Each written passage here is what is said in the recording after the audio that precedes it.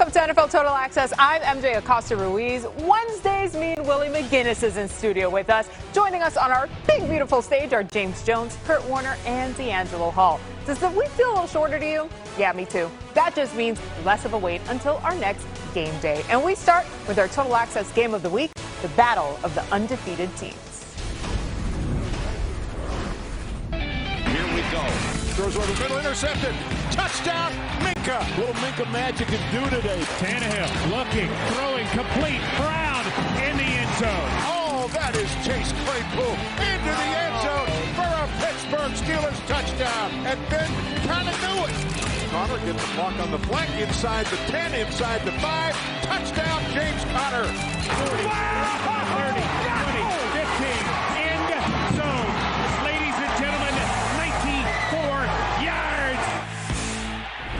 This is the fifth time in NFL history where two undefeated teams meet this late in the season. The previous four, the winner went on to the Super Bowl. No pressure, guys.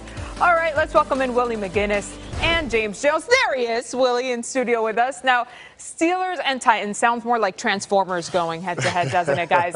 Willie, what's your matchup to watch going into this game? It's going to be a game of the trenches. And I know I'm a defensive lineman and an outside linebacker, but the Titans, they want to win in the trenches, and the Pittsburgh Steelers have always wanted to win in the trenches. And the offensive line for the Titans have been destroying front sevens for the last few weeks. So when you look at how they want to approach a football game, being physical, being dominating, and look at how they've been able to get the play action game started, it started up front.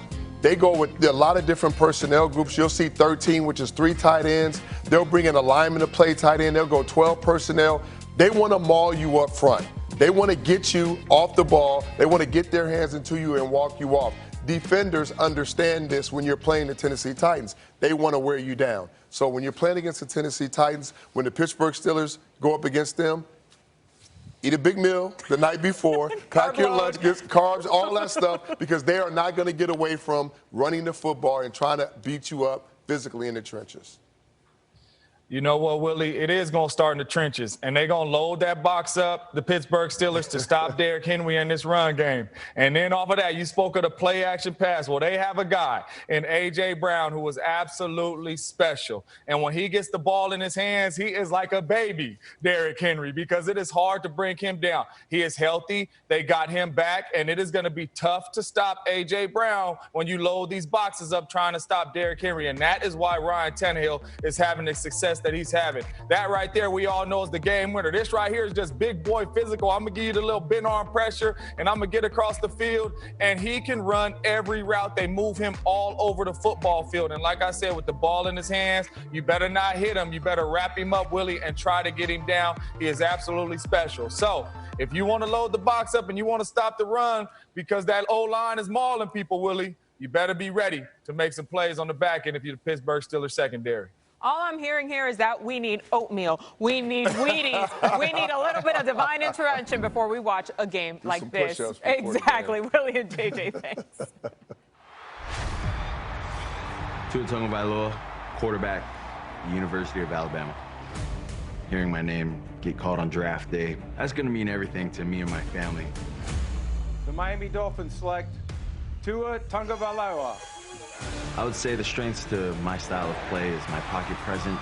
Tagovailoa going to go to the end zone. Touchdown! Touchdown! Guess who? How many times have you seen this? And also with the accuracy and timing. Watch this, all the way to the house. One of the best ever for the Crimson Tide. And I'll be off going to Miami. It's a blessing. That's all I could say. Tua time is here. Miami's 5th overall pick is getting ready to make his first NFL start in Week 8 when the Dolphins host the Rams. Tua got his first NFL reps in the Fins shutout win over the Jets just last week. Let's welcome in our Hall of Fame quarterback, Kurt Warner. Kurt, what was your initial reaction when you heard that Tua was being named the starter in Miami?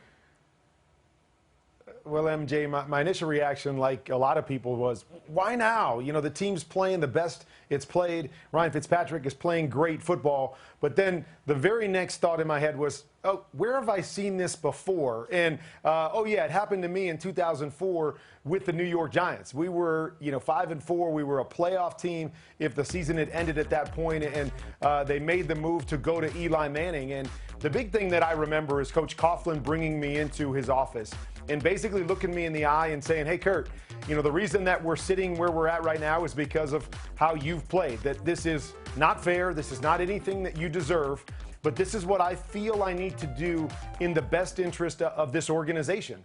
And it wasn't about that season. It was about the future, so that when the team was ready to win a championship, their quarterback was ready to win a championship. And we all know how that played out for the New York Giants. And that's what you have to look at here is that, I understand. I heard Fitz's comments today about how much this hurt. It doesn't make it any easier for Fitz, but we understand that this is a long-term decision for the future of this organization. The team is starting to play well. Now let's get our young quarterback in there so he can play well as we get ready to compete for a championship.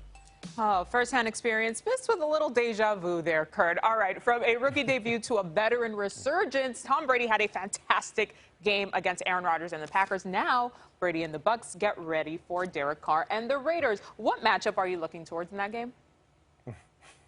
Well, interesting, MJ, because we would talk about, Tom Brady and the performance that he had last week. We talked about Derrick Carr and the performance when he was on the field against the Chiefs and that last impression there. But I really think the matchup to watch is going to be the front seven of the Bucs defense. We saw what they did to Aaron Rodgers in that Packers run game against the offensive front of the Raiders, and Josh Jacobs running the football against Devin White and Levante David, who I believe are the best tandem of linebackers going in the NFL right now. And so that to me is where this game is going to be won and lost. Quarterbacks, they will have their part, but whoever wins that battle, defensive front of Bucs against the offensive front of the Raiders, I believe goes a long way in winning this game. And we'll actually get to hear from Levante David a little later in the show. And Kurt, you hang tight too, because I want to check in with you. Make sure we get your top 5 QBs from Week 6.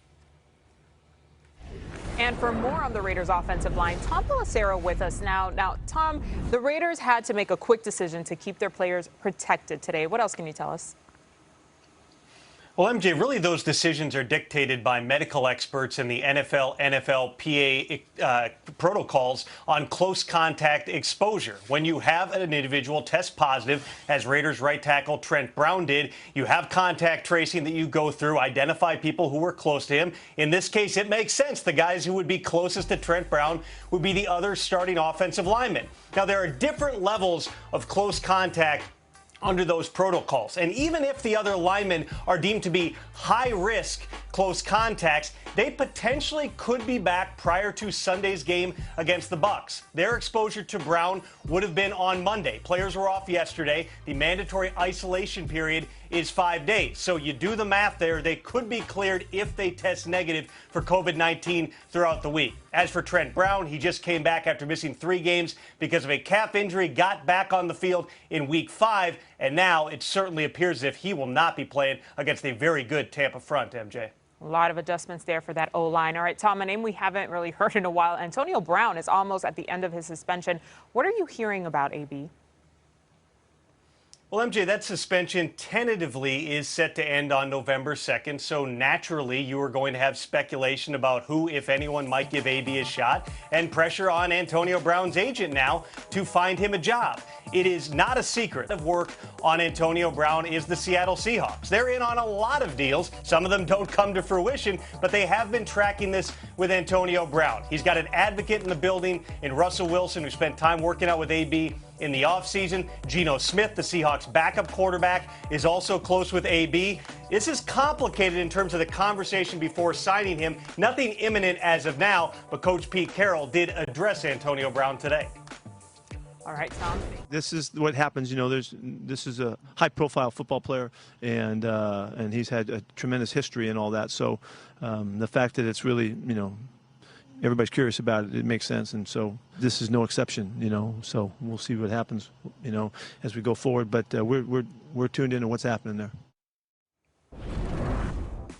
it's not clear as of this point, MJ, whether or not AB would actually take a contract that is somewhere close to the minimum. He was looking for guaranteed money throughout the offseason, something in the range of 1 year for $5 million. And he wanted those guarantees, which is difficult for any team to commit to given everything going on with Antonio Brown. He was suspended 8 games for 2 different incidents, a felony battery case involving a truck driver in which he pled down. There was also an allegation of sexual misconduct raised by an artist. And the NFL has left open its personal conduct investigation and told Antonio Brown that that suspension potentially could be extended depending what new evidence, if any, comes out in an ongoing civil case in Florida filed by a woman who has accused him of rape and sexual assault. What you have here is a 32-year-old wide receiver who played in 1 game last season for the Patriots, has had more legal issues than touchdown catches since the end of the 2018 season. There is no question, if you watch the videos Antonio Brown posts to social media,